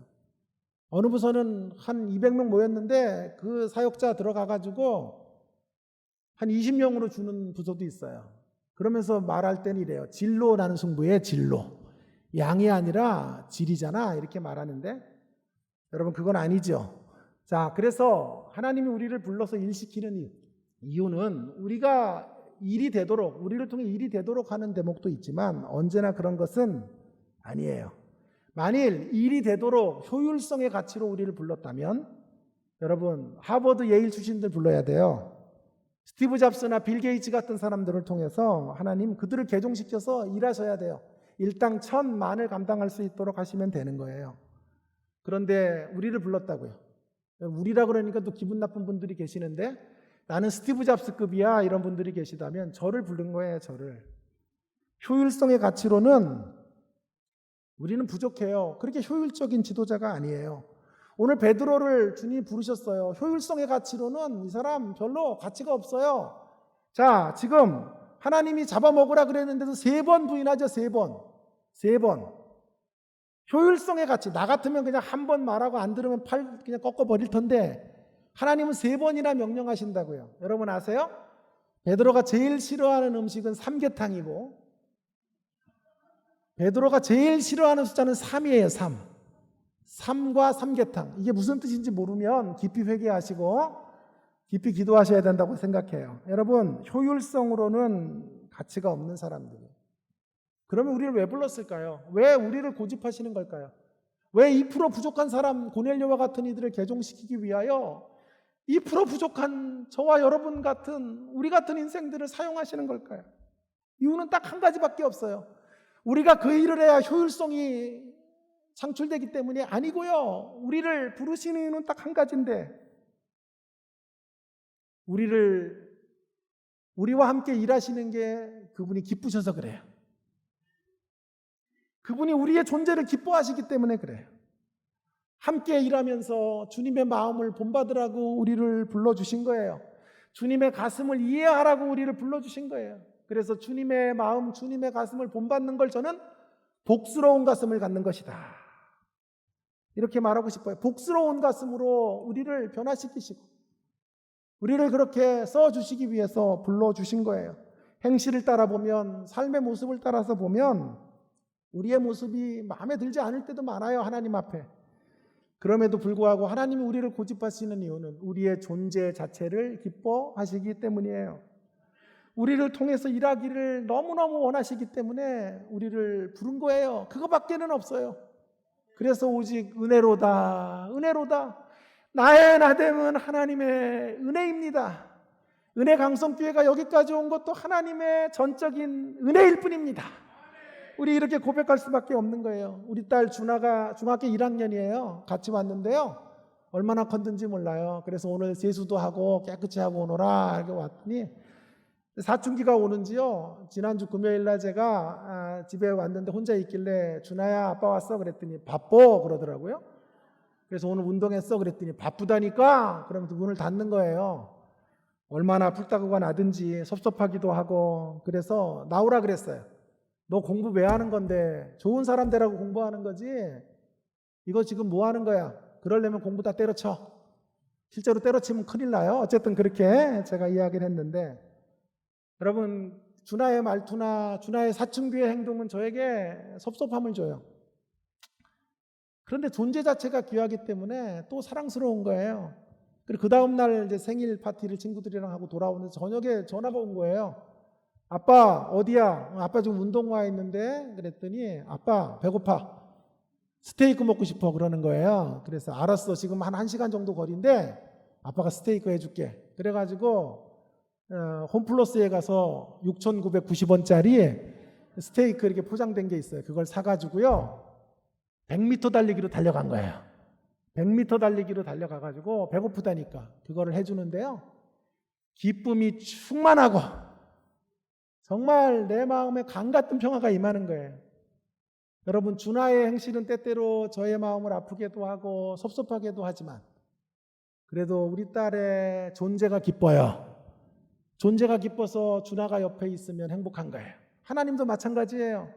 때때로 우리는 누더기 같아서 하나님의 마음을 너무도 아프게 하고 때때로 양 같아서 잘못된 길로 행하고 그릇 행하고 늘 하나님 원하시지 않는 모습으로 이기적인 삶으로 살아감에도 불구하고 그럼에도 불구하고 왜 하나님께서 베드로 같은 우리 2% 부족한 우리들을 사용하시냐고요. 왜 우리를 불러서 이렇게 아름다운 새 성전의 시대를 여시냔 말이에요. 이유는 딱 한 가지밖에 없어요. 우리의 행실은 모자르지만 우리의 존재를 기뻐하시기 때문입니다. 이것이 오늘 베드로가 개종한 두 번째 모습인 거예요. 늘 날마다 개종하고 변화되는 개종. 자, 그러니 정리하면요. 두 가지 개종이 있는 거예요. 고넬료의 개종은 회개와 돌이킴으로의 개종. 죄악의 자리에서 회개하고 돌이키는 개종. 베드로의 개종은 변화와 성숙으로의 개종. 코로나19가 이제 끝나고 한국교회 어디로 가야 될까요? 한국교회에게 요구되는 개종은 두 가지가 다 요구되는데요. 제가 볼 때는 앞의 개종보다 뒤의 개종이 더 필요하다고 생각해요. 회개와 돌이킴으로의 개종은 이전에 많이 우리 선배들이 했던 이야기예요. 했던 목회예요. 이제 우리가 가야 될 방향은 그것을 기반으로 삼아 변화와 성숙의 공동체를 이루어가는 그런 역사들이 펼쳐질 때 한국교회는 잃어버린 신뢰를 회복하고 이 민족 가운데, 이 대한민국 가운데 새로운 영적인 파워들을 통하여 세상을 변화시키는 공동체가 될 줄로 믿습니다. 오늘 우리 은혜강성교회를 향한 부르심도 동일하다고 저는 확신합니다. 좋으신 주께서 오매불망 염원하던 아름다운 성전을 허락해 주셨습니다. 그러나 이 성전을 허락하심은 단지 건물을 주시는 것 이상의 의미가 있다고 저는 생각합니다. 이 멋진 성전에서, 이 아름다운 건물 성전에서 이제 심령 성전을 만들라. 건물 성전에 만족하지 말고 여러분의 심령을 성전으로 만들어 가셔야 합니다. 변화와 성숙의 기독교회 자리를 여기서 이루라고 하나님께서 이렇게 아름다운 보금자리를 우리 가운데 지난 기나긴 시련의 골짜기를 지나 허락해 주셨다고 믿습니다. 코로나19의 이후의 시대적 사명들을 온전히 감당하시는, 그래서 심령 성전을 건축하는 일에 더욱 박차를 가하는 우리 박 목사님과 은혜광성교회 되기를 주님의 이름으로 축원합니다. 축원합니다. 함께 한 통성으로 같이 한번 시간은 좀 같지만요. 한번 기도하고 제가 축도로 마치면 될까요? 네. 목사님. 예, 한번 통성으로 같이 오늘 주신 말씀 붙잡고 제가 여러분 오래간만에 와서 좀 길게 했는데 용서해 주시고요. 한번 동성으로 같이 기도하겠습니다. 여러분 새 성전 시대를 허락해 주셨는데 이제 하나님의 부르심은 너무도 분명합니다. 회개와 회심의 이런 공동체를 넘어서 정말 변화와 성숙의 기독교, 성전 건물로의 성전을 넘어 심령 성전을 건축하는 그런 새 시대를 맞이하고 새 시대의 주역이 되는 그런 은혜 강성 교회가 되라. 하나님께서 이런 위로와 격려 차원으로 우리에게 이런 귀한 교회 허락해 주시고 귀한 성전을 주셨다고 확신합니다. 하나님 이곳에서 우리의 심령을 갈아엎고 날마다 깨달아 하나님의 뜻을 밝히고 하나님의 부르심 앞에 성숙하게 나아가는 그런 믿음의 사람이 되겠습니다. 믿음의 사람으로 빚어지겠습니다 라는 다짐을 담아 통성으로 한 1분 기도하고 축도로 마치겠습니다. 기도하겠습니다. 하나님 아버지 은혜를 감사합니다. 주께서 오늘도 저희들에게 귀한 생명의 말씀을 주셔서 하나님 아버지 우리가 나아가야 될 방향들을 알려주셔서 감사드립니다. 고넬료가 개종하는 것을 넘어 하나님 베드로의 개종을 통하여 하나님 아버지 저희들이 변화와 성숙 하나님 향해서 나아가는 하나님의 사람들이 다 될 수 있게 해주시기를 간절히 원합니다. 하나님 은혜 안에 붙들린 자들이 되게 하셔서 하나님 놀라운 역사 가운데서 코로나19 이후의 시대 속에 하나님 앞에 더 힘있게 쓰여지는 은혜 광성교회로 하나님께서 우리 교회를 사용해 주실 줄 믿습니다. 하나님 그렇게 하나님 주의 뜻을 온전하게 이루고 하나님의 놀라운 역사 가운데 아름답게 사용되어지는 하나님의 사람들 다 될 수 있도록 주여 도와주시고 함께하여 주시옵소서. 주여 오늘도 귀한 말씀으로 우리에게 도전 주셔서 감사드립니다. 하나님 아버지 이 불어 부족한 저희들을 하나님의 자녀로 삼아 주시고 날마다 깨달음을 주셔서 지속적으로 변화되어지고 하나님의 뜻을 찾아 나갈 수 있는 주의 백성들 삼아 주셔서 감사드립니다. 하나님 저희들에게 새로운 성전의 시대를 열어주셔서 감사드립니다. 변화와 성숙의 공동체를 이곳에서 이루어갈 수 있도록 은혜 베풀어 주시옵소서. 건물 성전의 시대를 넘어서 심령 성전을 이루어내는 놀라운 역사가 이곳에서 펼쳐져 가도록 은혜 위에 은혜를 부어 주시옵소서.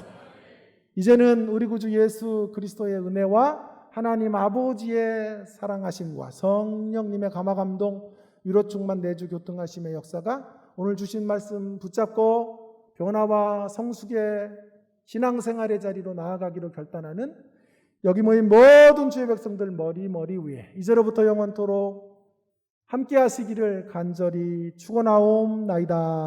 아멘. 주의 뜻 따라 살 동안 아들 길 가도록 오 주여 함께 하시사 복 내려 주소서.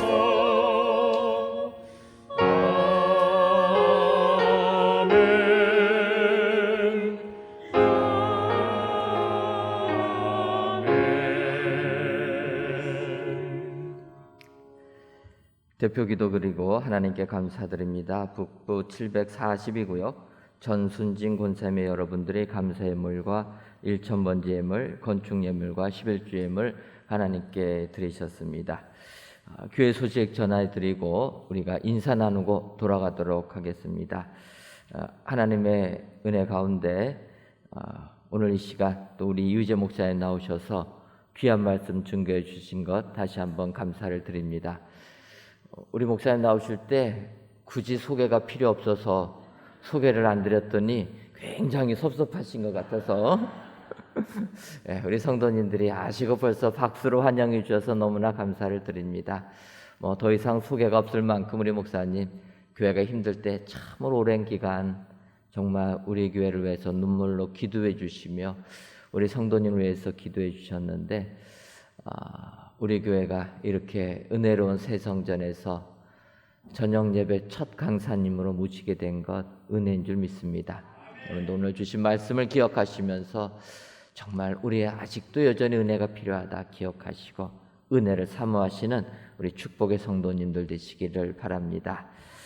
성전 건축은 우리가 입당은 했지만 잔손 공사들을 진행합니다. 여러분들 불편하시더라도 조금만 양해해 주시면 감사하겠습니다. 아울러 우리가 시운자 운동을 시작합니다. 새 성전에 내가 하나님의 만나는 장소 여러분들 꼭 만드셔서 이곳에서 주의 은혜 받고 하나님을 만나는 체험이 여러분들 삶 가운데 임하시기를 주님의 이름으로 축원합니다. 아울러 차량부에서는 봉사하실 분도 모집하니까 새롭게 봉사 아직 안 하시는 분들은 많이 신청해 주시면 감사하겠습니다. 옆에 분들 보시면서 인사 나누도록 하겠습니다. 여전히 은혜가 필요로 함을 합시다. 한 번 더 인사하겠습니다. 깨달음의 개종도 필요함을 합시다. 그리하셔서 진정 하나님의 깨달음의 은혜를 받아 세상 승리하시는 여러분들 되시기를 주님의 이름으로 축원합니다.